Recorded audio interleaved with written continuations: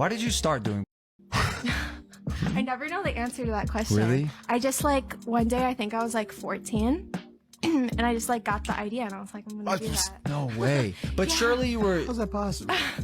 Weren't you like conscious of what people would think of it? Like you happened to come out successful. I feel like I knew that I was going to be though. Like, I do a lot of fasting. I have an ED, I guess, if I'm being honest. So that's why I do a lot of fasting. Yeah, maybe. I don't know if I should share my diet because, like I said, I have an ED, but maybe I'll go more into depth on what I think the healthiest diet is. I actually feel incredibly sorry for Lana in that case because right from the start she chose an incredibly dangerous and completely not natural road, because instead of choosing a transcendent godlike creature that would be the father of their future kids, that would be dominant at the top of the hierarchy, and I think Lana has a great genetical potential to be a mother of at least 10 kids. Well, in reality, what happened is that she spent her precious years, a very small window of opportunity to bear healthy kids, and used it to do popcorn movies, adult films.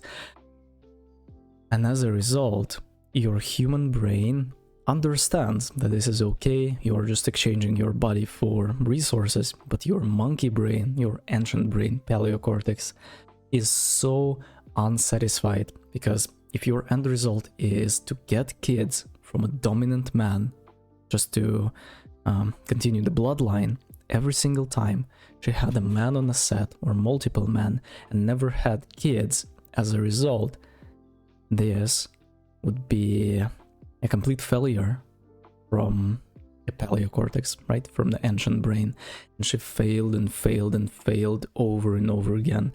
And I can only imagine what kind of irreversible damage that would get her. And as you can see now, she's struggling with erectile dysfunction. If I heard that correctly, she's struggling with mental problems, because this is what you get from not living a natural lifestyle. It just feels so alone.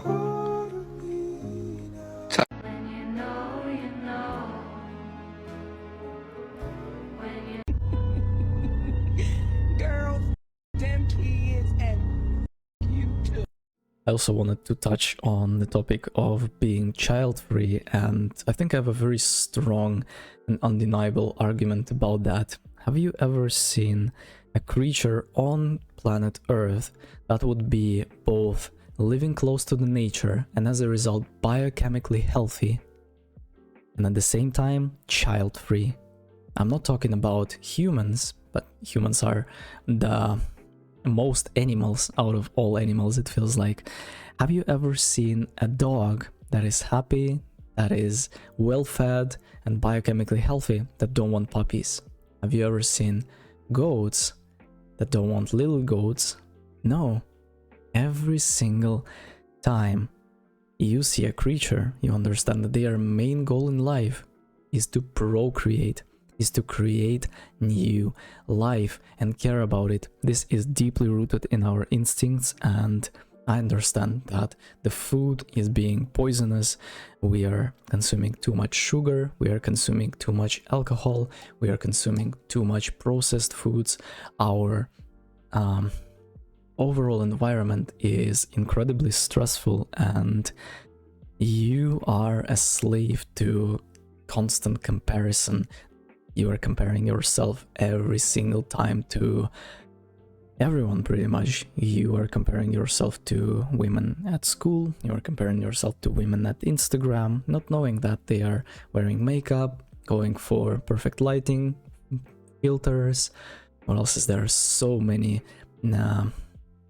things that are not displaying the real thing, and thus the only choice that you can get when you are stressed and biochemically unhealthy is to claim that you are child-free. Deep down inside, every single woman would want to have kids, no matter how bad the world is, no matter how poor you are, no matter how other circumstances are at the moment every single woman from, let's say, 18 to anywhere from like 18 to 40 really deep down wants to have children. Girl, them kids and you too. I don't know who led me to believe that having a cat was gonna be all rainbows and sunshine, but it's not. Ever since the day my fur child came home, I've been saying, no, stop, no. Come here, mama's baby. Stop. Get out the closet. Leave it alone. Do you want a whooping? Stop. You about to get a whooping. Get down. I bought you all these toys and you want to mess with everything else. Don't scratch me. No. Don't bite me. You're so cute. I love you so much. You better not. Don't ignore me. When I call you, you say yes, mommy, and you come see what I want. No.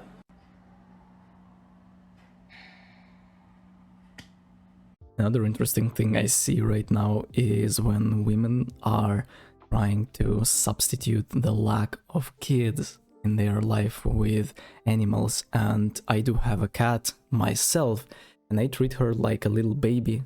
I absolutely love my cat, but there are a few questions that I would like to ask, and there is no good answer to them. First of all, your pet is gonna have a very limited lifespan, so it's gonna be only a part of your life. Cats live until 15 to 20 years, dogs a little bit less than that, and then when you are procreating life yourself, you expect your children to take care of you for the rest of your life. And again, I have a cat, she is 1 year old, and this cat is gonna stay 3 years old mentally for the rest of her life, no matter what I do. I cannot educate her, I cannot tell her what habits she should go for in order to be a healthy cat, because she already knows that. You have to understand that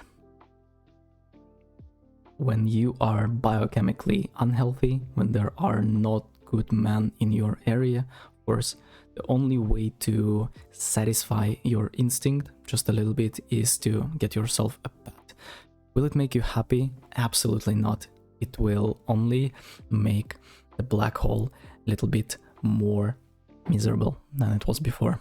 Thank you very much for watching. See you in the next one. Take care.